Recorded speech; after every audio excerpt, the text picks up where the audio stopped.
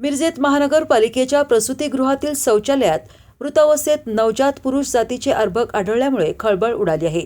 सदर घटनेची माहिती मिळताच मिरज शहर पोलीस निरीक्षक किरण चौगुले, उपायुक्त स्मृती पाटील यांनी घटनास्थळी धाव घेतली।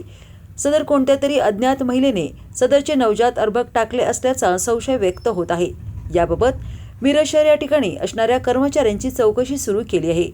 गुरुवारी दुपारी 4:30 वाजता ड्रेनेज विभागातील कर्मचाऱ्यांना हा प्रकार आढळला। त्यानंतर त्यांनी महानगरपालिकेच्या कर्मचाऱ्यांना ही माहिती दिली। त्यानंतर पोलिसांनी घटनास्थळी धाव घेतली। रात्री उशिरापर्यंत याबाबत माहिती घेण्याचे काम सुरू होते। या ठिकाणी असणाऱ्या कर्मचाऱ्यांची चौकशी करण्यात येत असल्याची माहिती उपायुक्त स्मृती पाटील यांनी दिली। सदरच्या मृत अर्भकाला तपासणीसाठी मिरज शासकीय रुग्णालयात दाखल करण्यात आले। आज आम्हाला साधारण 6:45-7च्या दरम्यान ड्रेनेज तुंबलेलं असल्यामुळे ते काढत असताना एक अर्भक सापडलेला आहे। ते पुरुष जातीचा अर्भक आहे मेन म्हणजे, आणि ड्रेनेज विभागाच्या लोकांनी इथं सांगितल्यानंतर ते अर्भक बाहेर काढलेलं आहे।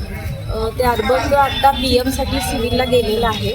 सगळा स्टाफ इथे आहे। स्टाफची चौकशी पोलीस स्टेशन मार्फत होईल। सगळे पोलीस स्टेशनला आम्ही कळवलेलं आहे। जे रीतसर आहे ती चौकशी होईल, पण त्यानंतरच ते लक्षात येईल। त्यामुळं पुढची इन्व्हेस्टिगेशनच आपल्याला झाल्यानंतरच यावर भाष्य करणं योग्य होईल।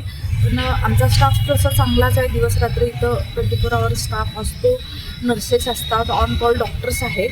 तथापि नेमकं हे काय आणि कसं झालं याबाबतचा खुलासा सद्यस्थितीत तर मला करता येणार नाही। ज्यावेळेला डिटेल माहिती होईल तर त्यावेळेला आम्ही नक्की महापालिकेमार्फत करू।